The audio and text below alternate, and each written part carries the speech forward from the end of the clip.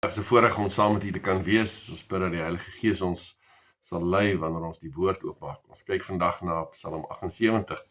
Dit gaan so 'n bietjie hierdie keer, vandag en volgende week, oor 5 dinge wat God wil dat ons self moet leer, mekaar moet leer en hoe ons ook ons kinders moet leer. Die fokus is baie om te sê, wat moet ons aan die volgende geslag oordra? En ons gaan kyk na 5 spesifieke dinge. Dit is so, ons is baie keer so intentioneel doelgerig en ons spandeer baie tyd en geld as dit kom by ons kinders se sport en dan ook akademiese ontwikkeling. Ons wil graag vir ons kinders geleenthede gee. Ons wil die beste vir hulle gee. En tog die belangrikste wat ons hulle moet begelei, eintlik ook mekaar moet begelei, is om die Here te ken. Hoe jy leef as kind van die Here. Wat Christendom regtig beteken en wat die Here se plan vir jou lewe is. Partykeer is dit juis waarop ons moet fokus, want dit is die belangrikste. Geloof is kennis en vertroue wat oorgaan in dade. Dis iets wat gesien word, iets wat oor gepraat word, iets wat geleer word. En ja, natuurlik, ten diepste bring God iemand tot by hom deur die werking van sy Gees. God bring iemand tot bekering. God bring iemand tot by 'n geloofsvertroue. Maar dit vat nie ons verantwoordelikheid weg om inspraak te gee in mekaar se lewens en in ons kinders se lewens. Dis eintlik die grootste, die enigste ewigheidsbelegging wat jy maak, is die geestelike input wat jy in iemand anders se lewe maak, en spesifiek dan jou kind se lewe maak, deur jou woorde, deur jou aksies en deur jou voorbeeld. Maar soos ek sê, ook vir ons almal. Ons het baie keer ook doelwitte vir onsself, en ons stel sekere doelwitte vir ons werk en ons akademiese ontwikkeling en ons posisie, maar ons dink soms so asof die geestelike groei in ons lewe as Christen so al van self moet gebeur. So dit moet eintlik maar natuurlik kom, net deur die werking van die Gees, en dat ons nie ook intentioneel moet beplan en werk aan ons geestelike groei. Geestelike groei, 'n lewe as Christene, en om as Christen sekere dinge op 'n bepaalde manier te doen, om ons geloof te laat oorloop na buite. Dis intentioneel, dis doelgerig, dit vat ook beplanning, tyd, geld en moeite.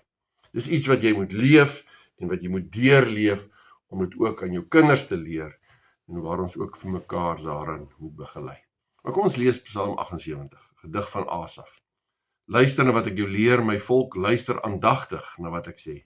Ek gaan 'n gedig voordra, ek gaan jou inlei in geheimenis uit die verre verlede. Wat ons gehoor het en wat ons weet, wat ons vaders ons vertel het, sal ons vir ons kinders nie verswyg nie.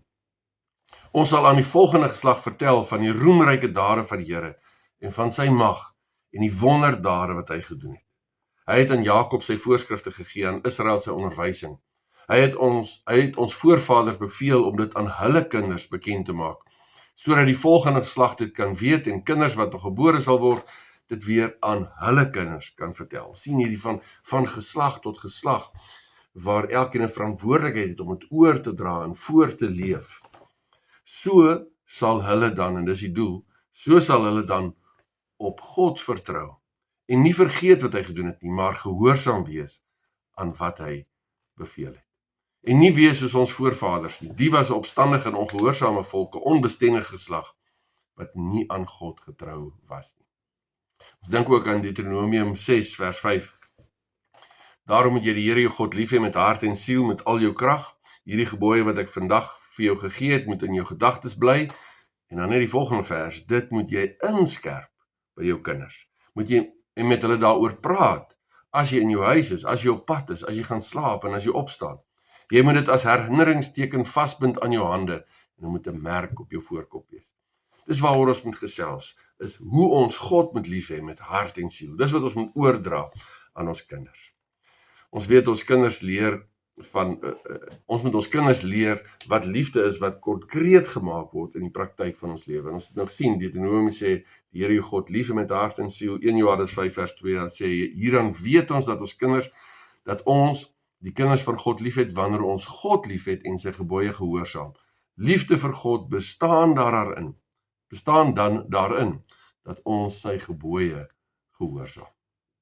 So ons wil vandag en volgende week kyk na wat ons self moet leer en wat ons dan ook juist so aan ons kinders moet voorleef, moet leef en hoe hulle moet leef, lei hoe hulle moet leef en hulle begelei om waarlike lewe te leef wat God verheerlik. Nou, dis nie 'n volledige lys nie, dis nie enigste nie, dalk ook nie die heel belangrikste nie, maar 5 punte wat ons gaan kyk vandag en volgende week vanuit die skrif, wat so belangrik is, dat ons dit nie maar net kan los en sê ons hoop maar en ons bid maar dit gebeur nie, terwyl ons ook 'n verantwoordelikheid het om in mekaar se lewens dit in te bou, maar ook in die lewe van ons kinders. En 5 dinge gaan ons nou kyk. Die eerste is hoe om swaar kry te hanteer. Ons het baie keer die gedagte dat gelowiges nie mag swaar kry en alles is seer wat ons van ons kinders en van mekaar weghou, en ons wil dit doen as ouers en ons moet dit ook doen as ouers en as medegelowiges. Maar nog meer belangrik is dat as iemand seer kry, as daar die gebrokenheid van hierdie wêreld jou beet kry, hoe kan ek groei deur hierdie swaar kry? En hoe moet ek hierdie swaar kry sien? En hoe moet ek aan God vashou sodat God 'n groter werklikheid is as die swaar kry? Tweede ding wat ons dan gaan kyk is hoe om te werk soos vir die Here. So 'n paar weke terug ook daarna gekyk, maar dat werk inderdaad nie 'n roeping is nie, dat werk 'n roeping is en nie bloot maar net 'n betrekking is nie. Dis nie iets wat my werk is nie iets wat ek moet oorleef sodat ek kan vakansie hou of geld maak om my lewe te gaan geniet nie. Hard werk is ook 'n roeping in balans volgens talente en die geleenthede wat God vir my gee. Ek is bedoel om te werk en 'n verskil te maak in hierdie wêreld. En dan die derde, ons gaan vandag net na die eerste 2 kyk, maar volgende week, dat geld en besittings en tyd en gawes is nie myne nie.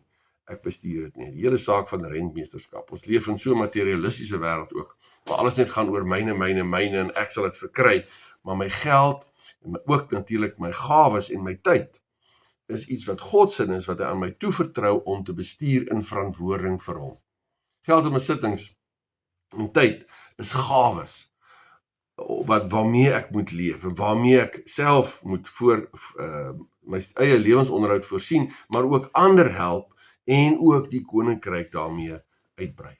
En baie keer wonder ons hoekom is die wêreld so materialisties, maar dalk is dit omdat ons mekaar en ons kinders nie begelei in wat rentmeesterskap regtig is nie.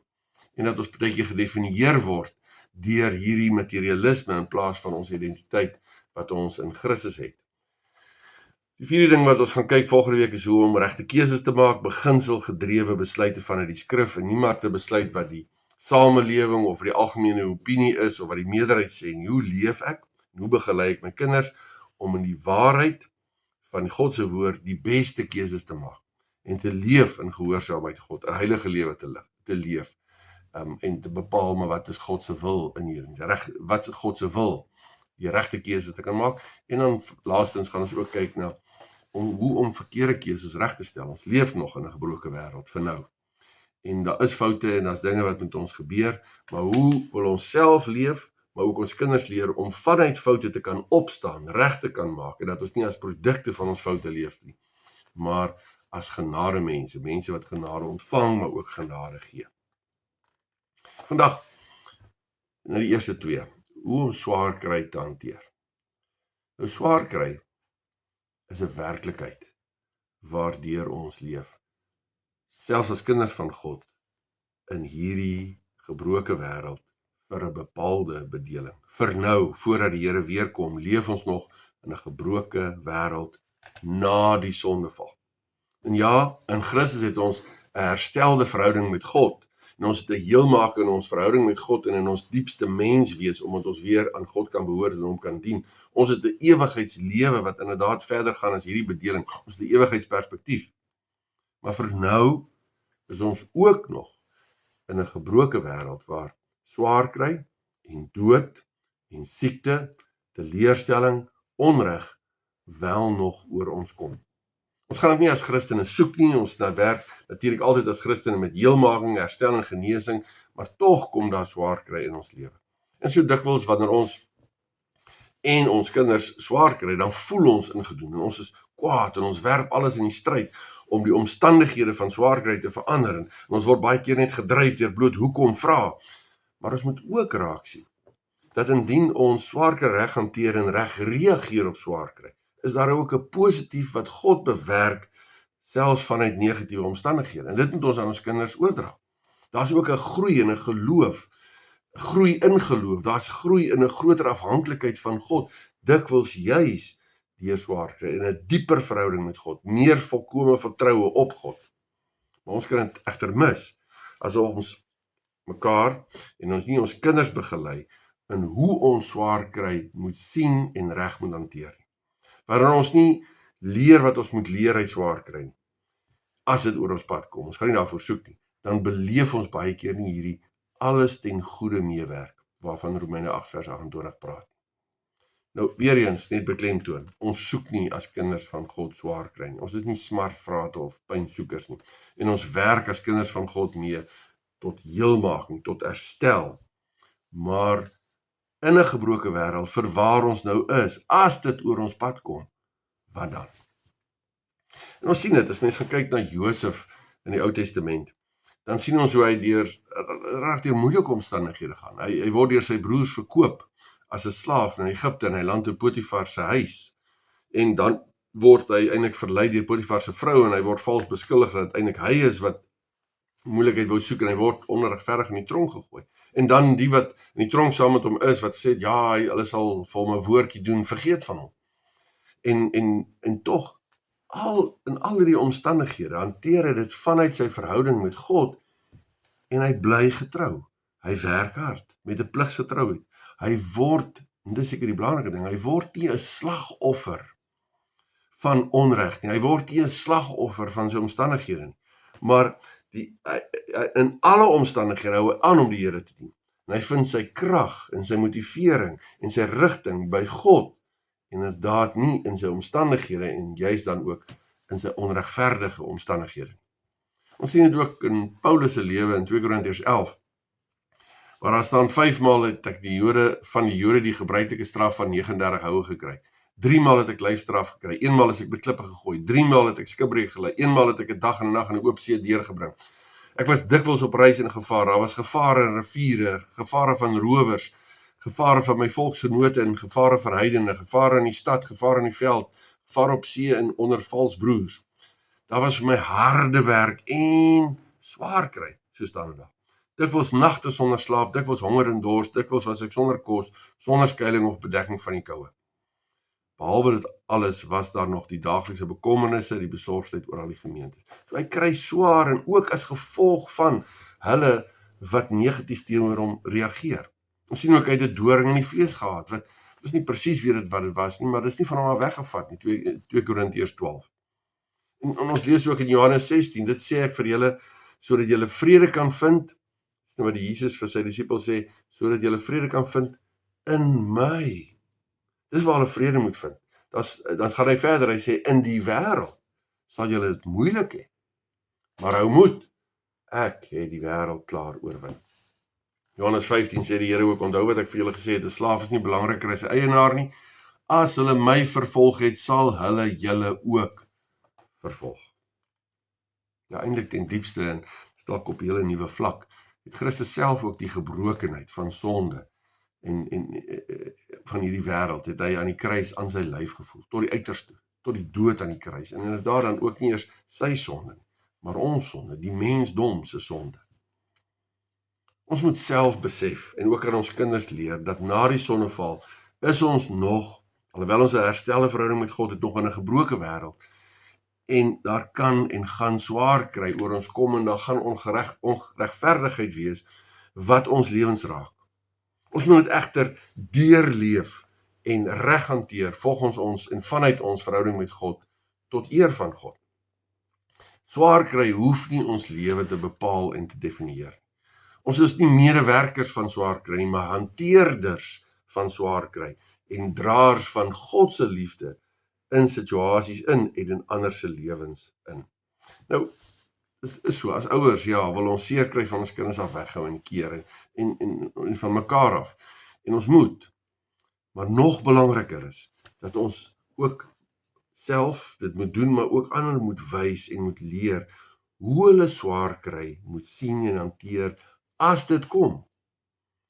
Dat dit sal hanteer word tot eer van God, dat alles ten goeie meewerk, dat ons op die ou nader groei na God. En baie keer sit mense met wrokke en met bitterheid en met woede, omdat hulle die swaar kry wat oor hulle pad gekom het en aan hulle gedoen is, nie hanteer het, nie uitgesorteer het en nie afgehandel het, op die regte manier soos wat God bedoel. Seker die belangrikste is dat ons moet vir mekaar leer begelei en ook vir ons kinders dat God is groter as swaar kry. Die lewe is onregverdig, maar God is almagtig. Die lewe is moeilik, maar God is goed. Ons sien dit in die verhaal van Josef wat ons net aangehaal het in Genesis 50. En dan op die ou end, of eintlik voor Genesis 50 en in Genesis 50 sê Josef, julle wou my kwaad aandoen, maar God wou daarmee goed doen. Hy het gesorg dat 'n groot volk nou in die lewe gebly het. Dis nadat Josef op die ou end regerder geword of net onder die farao was en op die ou end so die hele volk Israel en sy ouers, sy pa het hulle beskerm van die hongersnood en kon hulle daar 'n lewe maak. God het met 'n negatiewe onreg het hy juis iets positiefs gebring. God is groter as die omstandighede waarin jy is. Paulus, ook met die doring en die vlees in 2 Korintiërs 12 vers 9, dan antwoord hy op die ou end. Of dan sê hy dat die Here antwoord en sê, my genade is vir jou genoeg, by krag kom juis tot volle werking wanneer jy swak is. En dan sê Paulus, daarom sal ek baie liewer oor my swakhede roem, sodat die krag van Christus my beskutting kan wees. Daarom is ek bly, so vreemd, né? Daarom is ek bly oor swakheid, swakhede, beledigings, ontberings, vervolging en moeilikhede ter wille van Christus, want as ek swak is, dan is ek sterk. Die kern, so kernding, as daar swaar kry oor jou lewe kom, dan moet jy weet, dat swaar kry is werklik, maar dit definieer jou nie. Jy kan dit hanteer, want God is groter as dit. En deur sy gees draai hy dit om ten goeie vir sy kinders. Deur sy gees is hy groter as die bepaalde omstandighede wat oor jou pad kom. En God gee vrede en heelmaking te midde van, en baie keer ten spyte van die swaar kry en gebrokenheid. En ons lees daarvan Jesaja 43, bekende gedeelte, waar die Here sê, luister, so sê die Here wat jou geskep het, Jakob, wat jou gevorm het, Israel, moenie bang wees nie, ek verlos jou, ek het jou op jou naam geroep, jy is myne, kind van God. Maar dan staan daar vers 2, as jy deur die water gaan. Daar staan nie, nadat hy alles gesê het van jy is kind van God, jy sal nie deur die water gaan nie. Hy sê, as jy deur die water gaan, is ek by jou. Deur riviere, hulle sal jou nie wegspoel nie. As jy deur die rivier moet gaan, sal dit jou nie skroei nie, die vlamme sal jou nie brand nie, want ek is die Here, jou God, die Heilige van Israel, jou redder. God is groter as die swaar kry en omstandighede en die siekte. God is nie die outeur van swaar kry nie, maar gebruik ook soms swaar kry, om juis deur dit alles, ons nader aan hom te bring, ons te louter, ons op daar 'n geestelike manier goed daaruit voorkom, omdat hy groter as swaar kry is. Ons is nie uitgelewer aan swaar kry en omstandighede nie.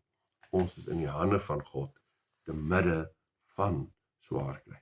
En dis wat ons vir mekaar moet leer, en ook vir ons kinders moet oordra. Deuteronomium 32 vers 4, hy is die rots, God. Sy werk is volmaak, alles wat hy doen is regverdig. Hy is die getroue God, sonder onreg. Hy is regverdig en betroubaar. Die lewe is gebroken, God is heel. Die lewe is onregverdig, God is nie. Ons word bepaal deur God wat groter is as ons swaar kry en ons gebrokenheid. Ons is okay, omdat ons God sin is, nie omdat alles met ons voorspoedig gaan en goed gaan in ons omstandighede. Maar dan ook, ons moet mekaar begelei in ons kinders om swaarkheid te hanteer, juis vanuit jou verhouding met Christus. Jy kan alleen vanuit 'n heelheid wat jy het, en 'n regverdigheid wat jy het in Christus, kan jy swaar kry hanteer. Christus se kruisiging is eintlik menslik gesien so onregverdig. Hy het niks verkeerd gedoen nie, hy word veroordeel, maar hy dra dit omdat daardeur word aan God se geregtigheid voldoen. Daar's 'n doel groter as dit wat aan voldoen word, alhoewel die omstandighede inderdaad onregverdig is. En dan sê 1 Petrus 2 vers 21, jy's hiervoor is julle geroep, omdat Christus self vir julle gelei en so vir julle voorbeeld gestel het, sodat julle in sy voetspore kan volg. Hy het geen sonde gedoen nie, en uit sy mond het daar nooit 'n leuen gekom nie. Toe hy beledig is, het hy nie terugbeledig nie. Toe hy gelei het hy nie gedreig nie, maar alles oorgelaat aan hom wat regverdig oordeel. om te kies om swaar kry onregverdigheid reg te hanteer, juis omdat Christus vir ons swaar gekry het. Nie te rebelleer en te verwyd nie, maar in die gees van Christus te hanteer vanuit my herstelde verhouding met hom, en weet hy hou my vas, hy dra my deur dit, en hy sal dit ten goeie laat meewerk, juis op 'n geestelike manier. Om te werk deur swaar kry, prakties, miskien is baie prakties, hoe werk jy deur swaar kry saam met jou kind? As iets gebeur het, is dit nie maar net hierdie ankers van God is koning, in jou verhouding met hom, God is groter as swaar kry, in jou verhouding met hom het jy 'n heelheid wat jy kan indra in die omstandighede nie. Maar jy is net ook deur swaar kry saam met jou kind te gaan, om te gaan sê, erken dat dit gebeur het, omskryf dit, verwoord dit, wat is dit wat jou pla, wat het jou bekom, wat bekommer jou, wat het jou seer gemaak, wat het gebeur, om te erken dat dit gebeur het, en erken en beleef die emosie daarvan, wat jy ervaar het as gevolg daarvan, dat jy verneder is, of dat daar verlies is, of dat jy te nagekom is, om dit ook te begelei met mekaar en met jou kind, om te erken of te herken en te erken die bepaalde emosie en die gevolg van die bepaalde ding wat gebeur het. En dan nie maar bloot dinge uit hulle hande uit te neem en ook jou kinders hande te neem, maar leef saam met hulle daardeur, gaan saam met hulle na God toe en bid daaroor. Gee God juis dat God ook hom of haar kan begelei, want jy as ouer of as medegelowige gaan nie altyd daar wees nie, maar God gaan. Begelei na God toe en wees saam in gesprek met God in die waarheid van God se woord. En dis wat ons dan moet doen, is gaan na God se woord toe, en wat sê die woord as bemoediging, as raad, en hoe God teenwoordig is in die situasie, en wat gee God in hierdie situasie, en wat vra God in hierdie situasie. Ons moet daardeur werk om jou kind te begelei, om swaar kry te hanteer, deur saam met hom ook te huil, saam met hom te erken, dat ons nie alles verstaan nie, saam met hom verstom te staan oor God se raadsplan, wat ons nie altyd presies weet, hoe werk dinge nie, maar ook saam met hom of haar, in God se arms in te hardloop, en te weet, maar God se liefde is groter, hy hou ons vas, hy dra ons, en dan inderdaad ook as medegelowige of as ouer, daar te wees, as God se arms, vir jou kind, of vir 'n medegelowige. Ja, sekerlik ook in praktyk, en is maar altyd so, in enige situasie wat gebeur, om jou kind te wys en te begelei om te vergewe, omdat ons vergewe is. Maar ons moet ook in swaar kry mekaar begelei, sodat ons groei deur swaar kry. Binne swaar kry, binne die perspektief wat ons nou reeds gesê het, ook te leer wat jy kan, en te groei wat jy moet, want daardeur word jy sterker. Daarom sê Romeine 5, dit is nie al nie, ons verheug ons ook in die swaar kry, want ons weet, swaar kry kweek volharding, volharding kweek egtheid van geloof kweek hoop, en die hoop beskaam nie. Ja, Viktor Frankl het gesê, swaar kry het nie op sigself betekenis nie, ons gee betekenis aan deur die manier waarop ons daarop reageer, juis dan vanuit 'n verhouding met God as Christene. Om te leer dat ons geluk nie in ons omstandighede lê nie, om geduld te leer, ook as dit moeilik gaan, om dankbaarheid in alle omstandighede te leer, om mekaar te kan ondersteun, vir mekaar God se hande te wees, wat dra. Dit is alles dinge wat ons moet leer, juis deur swaar kry, om meer op God te vertrou, is juis dan in die tyd wat jy swaar kry. Hierdie dinge is dinge wat ons nie regtig kan leer en effektief kan leer as dit net voorspoedig gaan. Maar om self te leer en ons kinders te leer, dat swaar kry ook tye is wat die Here ons wil laat groei, en dinge leer wat baie keer in voorspoedige omstandighede nie geleer word. En dis waarna ons moet kyk, en moet ons dit leer en aangryp as 'n geleentheid. Leef en reageer vanuit jou verhouding met God, en nie vanuit jou omstandighede nie. Die tweede ding, dis wat ons vandag gaan kyk, die tweede saak is om te werk soos vir die Here. Nou, ons het so 'n paar weke terug ook 'n bietjie volledig daarna gekyk, maar net in kort, dat werk is nie 'n roeping. Werk is 'n roeping, nie 'n betrekking. Jy is gemaak om te werk. Werk is nie maar iets wat jy moet verduur, sodat jy geld kan kry, sodat jy 'n goeie lewensstandaard kan handhaaf, of lekker vakansies kan bekostig nie. Werk is die plek waar jy jou roeping uitleef as sout en lig. Werk is deel van jou opdrag om te heers oor hierdie skepping, wat ons kry in Genesis 1. Werk is die ruimte waar jy inspraak gee in mense se lewens. Werk is waar jy jou talente wat jy het kan gebruik. Werk gaan daaroor dat ek God moet verheerlik met wie ek is en met wat ek doen en hoe ek dit doen, ook in die werksplek. Werk is 'n voortvloeiing van jou verhouding met die Here. Dikwels word kinders deur wat hulle hoor en sien, geleer wat werk is eintlik maar net die middel tot die doel. Werk is die ewel waarby verbygekom moet word, sodat jy jou lewe kan geniet en 'n sinvolle ding kan doen. Die lewe gaan eintlik oor naweke en vakansies. Nou werk is en definitief moeiliker na die sonneval en as gevolg van die sonneval. Maar die opdrag van heers en verteenwoordiger van God is steeds die fokus van 'n Christen wat 'n herstelde verhouding met God het. Werk is deel van die rede en die roeping hoekom jy hier is. Ons lees in Psalm 139 vers 16. U het my al gesien toe ek nog ongebore was, al my lewensdae is in die boek opgeskrywe nog voor ek gebore is. Al my lewensdae opgeskrywe nog voor ek gebore is. Daar's 'n plan met jou lewe. Jeremia 1, voordat ek jou in die moederskoot gevorm het, ek jou geken, voordat jy gebore is, het ek jou aan my gewy en jou as profeet vir die nasies aangestel. Daar's 'n doel met jou lewe. Efesiërs 2, God het ons gemaak wat ons nou is in Christus, het hy ons geskep om ons lewe te wy aan die goeie dade waarvoor hy ons bestem het. Jy het 'n roeping op hierdie aarde. En dit is wat jou werk is daarbey ingesluit. Roeping gedrewe en nie maar bloot werk gedrewe nie. Werk is wesenlik deel van 'n groter roeping as Christen. Dis 'n wesenlike deel van wat jy hier op aarde moet doen. En daarom is dit nie net jy werk sodat jy lekker kan rus en vakansie hou nie. Nee, eintlik is andersom, jy rus sodat jy voluit jou roeping kan uitleef, ook juis in jou werk. En dit is so vreemd aan ons samelewing. Hulle sê, daar's navorsing gedoen, 75% van Amerikaners hou nie van die werk waarin hulle is nie. Hulle voel of hulle in 'n groef is. Leef net vir naweek en vakansies. Maar ons as Christene, is wat ons kinders moet oordra, ons moet roeping gedrewe leef. Roeping is iets wat jy doen omdat dit sin en doel en betekenis het, al is dit harde werk. Maar dit wat God van jou vir jou gee om te doen, dit doen jy op 'n bepaalde manier vir die Here. Efesiërs 6 vers 7. Al is julle slawe, doen julle werk met lus, soos vir die Here en nie vir mense nie. En hoe ek werk sien, hoe ek oor werk dink, hoe ek daaroor praat en hoe ek dit doen, bepaal grootliks wat my kind oor werk gaan leer en ervaar. En hoe ons mekaar se siening oor werk beïnvloed.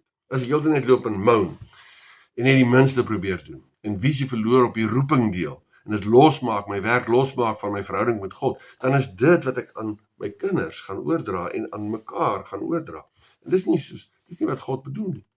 Werk is inderdaad nie altyd lekker nie, maar is ons roeping wat God vir ons gee, wat binne sy groter raadsplan betekenisvol is. Ons moet met respek oor die roeping praat wat God vir ons gee en dit met toewyding en motivering deurvoer.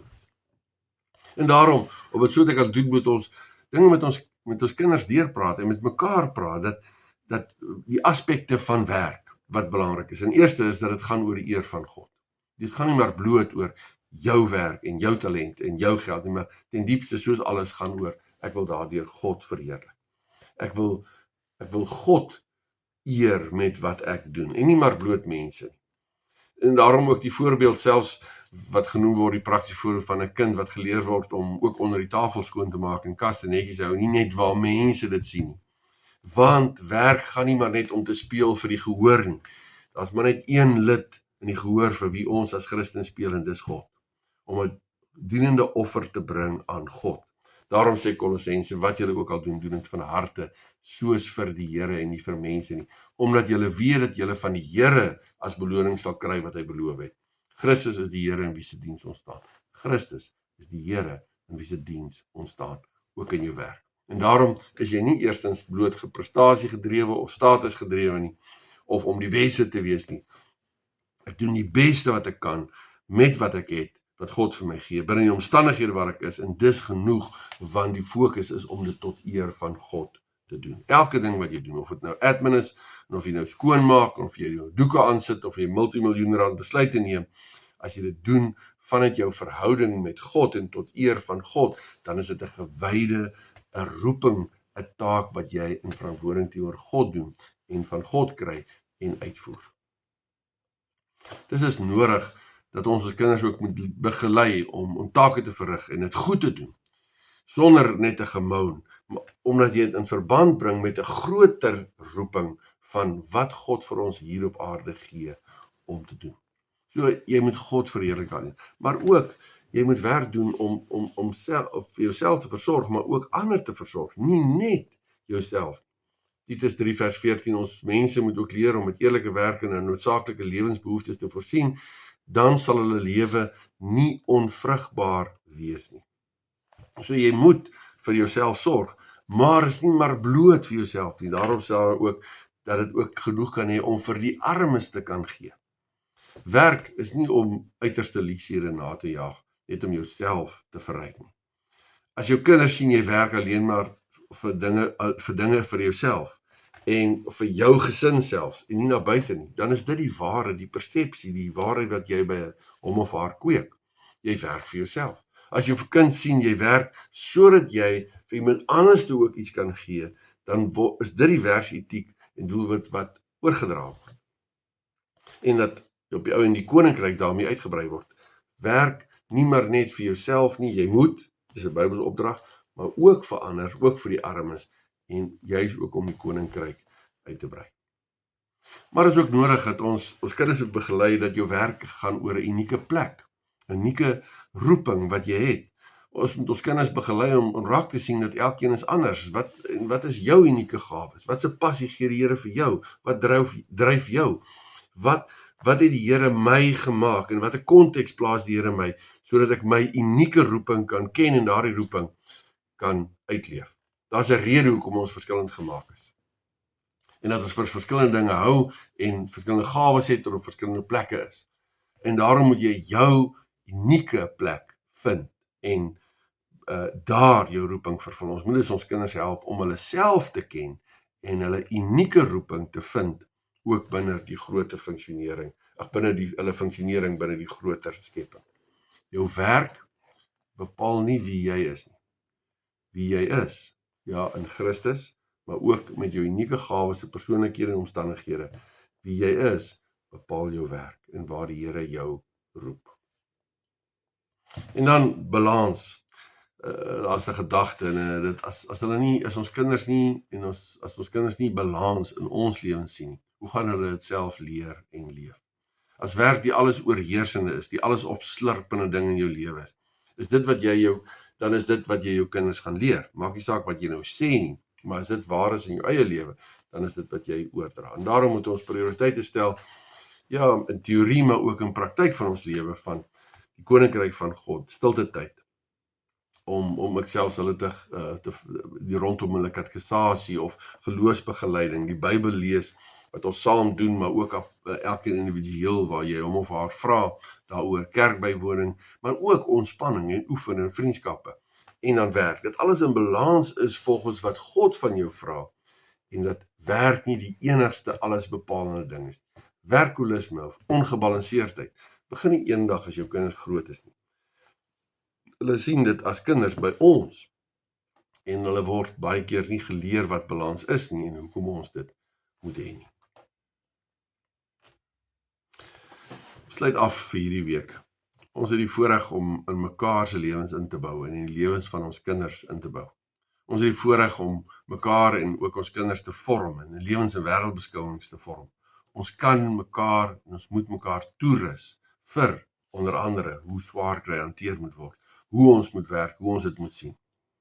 En natuurlik, ons is nie volmaak nie, ook nie as ouers nie, en ons taak voel baie keer te groot en ons gly maar. En ook daarin is God se genade dat ons kan weet uiteindelik is ook die ander medegelowiges en ook ons kinders is ten diepste in God se hande en nie maar net in ons hande. Maar laat ons dan in afhanklikheid van God en voor God lewe. Laat ons steeds nader aan hom kom, want dan sal die Gees ook al hoe meer deur ons werk, ook in die lewe van ons kinders. Amen. Kom ons bid saam. Onse Vader, ons dank U dat U ons God is en koning is en dat U vir ons elkeen 'n roeping gee. Dat U vir ons in hierdie wêreld begelei deur alle omstandighede heen, ook deur swaar kry. Maar Here, in besonder dank ons U dat ons kan weet, Here, dat ja, U ons in staat stel om inspraak te gee in mekaar se lewens, dat ons mekaar mag dra, mag vorm, Here, dat ons mekaar mag begelei om in die volheid te leef wat U vir ons bedoel. En dit bid ons, Here, dat ons elkeen in 'n volheid sal leef wat U vir ons bedoel, te midde van ons roeping, en te midde van 'n gebroke wêreld, te midde van soms swaar kry. Ons bid dit in die naam van ons Here Jesus Christus. Amen.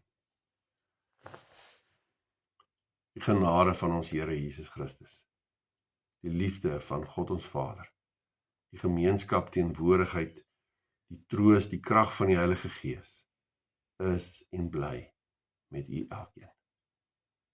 Amen.